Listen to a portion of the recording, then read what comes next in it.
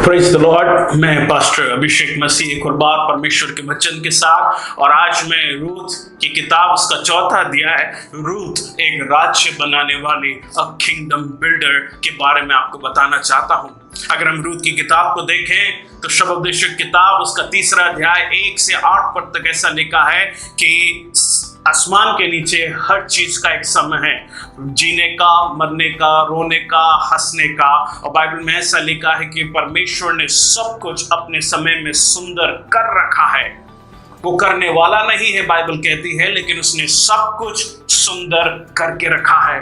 मैं आज आपको बताना चाहता हूं, अगर आपके जीवन में दुख का समय है तो आपके जीवन में सुख का भी समय है। अगर आपके जीवन में आंसू का समय है तो आपके जीवन में खुशी का भी समय है, क्योंकि वो परमेश्वर ने सब कुछ ईश्वर के नीचे नियुक्त करके रखा है। अगर हम रूथ के जीवन को देखें, मत्ती किताब उसका 24वां अध्याय और 13 पद में ऐसा लिखा है, जो अंत तक खड़ा रहेगा वो परमेश्वर की महिमा को देखेगा। और हम देखते हैं रूथ के जीवन से, जब वो अंत तक खड़ी रही उसने परमेश्वर की महिमा को देखा। समय था जब उसके जीवन में बहुत बुरा समय आया, ऐसी एक जवान स्त्री के रूप में उसका परिवार उससे चले गया, उसका पति मर गया, वो नई जमीन के ऊपर आ गई, उसका कोई वहां पर नहीं था। लेकिन रूथ ने एक बात नहीं छोड़ी कि उसने कहा, मसीह परमेश्वर में महिमा की आशा है। और सचमुच में परमेश्वर ने उसके जीवन में आशीष को प्रकट किया और उसने कहा कि सचमुच में परमेश्वर के समान और कोई नहीं है। अगर हम चौथी किताब में देखें तो उसमें 3 लोगों का इस्तेमाल किया गया है, नियोमी। और नियोमी का जीवन मुझे बताता है परमेश्वर कभी छोड़ता नहीं है।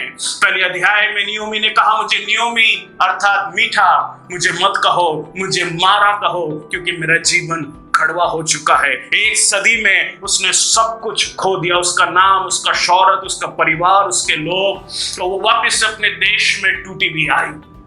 लेकिन चौथे अध्याय में हम देखते हैं, अंत से परमेश्वर ने उसके जीवन में एक बड़ी शुरुआत दी। अंत से परमेश्वर ने उसके जीवन में एक बड़ी शुरुआत दी। मैं आपको बताना चाहता हूं, आपके अंत से ही परमेश्वर आपके जीवन में एक बड़ी शुरुआत को दे सकता है। आप सोच रहे होंगे मेरे जीवन में क्या होगा, मेरे जीवन एक अंत पे आ चुका है, मेरा भविष्य खत्म हो चुका है, मेरा पढ़ाई लिखाई आज कुछ नहीं है। लेकिन मैं आपको बताना चाहता हूं, आपके ही अंत में परमेश्वर एक बड़ी ऊंचाई को लेकर आ सकता है, क्योंकि वो सामर्थी और अद्भुत परमेश्वर है और उसके लिए कोई बात कठिन नहीं है। उसी अध्याय में हम देखते हैं, रूथ जो थी वो मारा के नाम से, नियोमी जो थी वो मारा के नाम से नहीं जानी गई, लेकिन नियोमी के नाम से जानी गई, जिसका अर्थ है मीठा। दूसरा व्यक्ति बोआज, जो इस कहानी में इस्तेमाल किया गया, जो किंग्समैन रिडीमर था, परिजन उद्धारक, जो रूथ के लिए बना, वो परमेश्वर आपका और मेरा परमेश्वर है। और मैं आपको बताना चाहता हूं कि परमेश्वर ने हर एक व्यक्ति के जीवन में बोआज को रखा है, जो अंत में उनके लिए उद्धार का कारण बनता है। आप घबराइए नहीं, आपका बोआज परमेश्वर आपके जीवन में भेजने के लिए जा रहा है। बोआज जो है वो नए नियम में प्रभु यीशु मसीह को दर्शाता है, और प्रभु यीशु मसीह आपका जीवन का परिजन उद्धारक है। वो आपको उद्धार देने के लिए, छुड़ाने के लिए आया है। हालेलुया। मैं आपको बताना चाहता हूं, आज से 2000 साल पहले प्रभु यीशु मसीह ने जमीन के ऊपर कदम इसलिए रखा कि वो भी आपके लिए परिजन उद्धारक बन सके। आपको मौत से, आपको कठिनाइयों से, आपको तकलीफों से निकाल कर वो अपने परिवार में शामिल कर सके और आपके जीवन को एक ऐतिहासिक जीवन में बदल सके। हम परमेश्वर का धन्यवाद देते हैं, सचमुच में वो छोड़ता नहीं है। रूथ के जीवन से हम क्या सीखते हैं? हम रूथ को इसलिए नहीं जानते हैं कि वो धनवान स्त्री थी। हम रूथ को इसलिए नहीं जानते कि उसने एक बड़े रिच फार्मर के साथ शादी की थी। हम रूथ के लिए इसलिए जानते हैं क्योंकि वो राज्य बनाने वाली थी। अगर आप चौथे अध्याय और उसके 16, 17, 18 पद में देखें तो रूथ जो थी वो दाऊद की ग्रेट दादी थी। ओ इतने बड़े राज्य को स्थापित करने वाली एक आशीषित स्त्री वो बनी।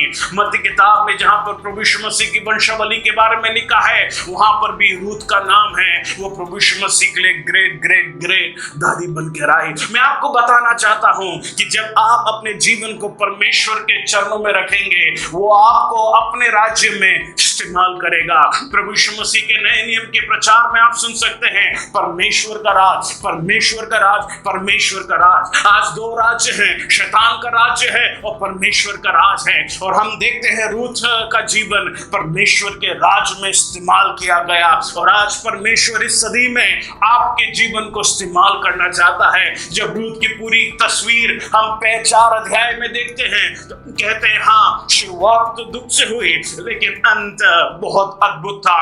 रूथ एक राज्य को स्थापित करने वाली एक स्त्री बनी। आज परमेश्वर आपको उसी समय उसी प्रकार से इस्तेमाल करना चाहता है।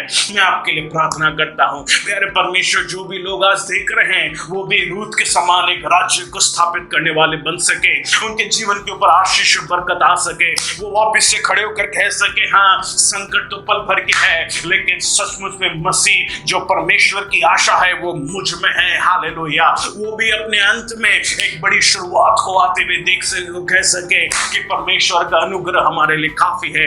उनको आशीष दे, उनको बरकत दे, अपनी महिमा के लिए इस्तेमाल कर। यीशु मसीह के नाम से मैं मांगता हूँ, आमीन।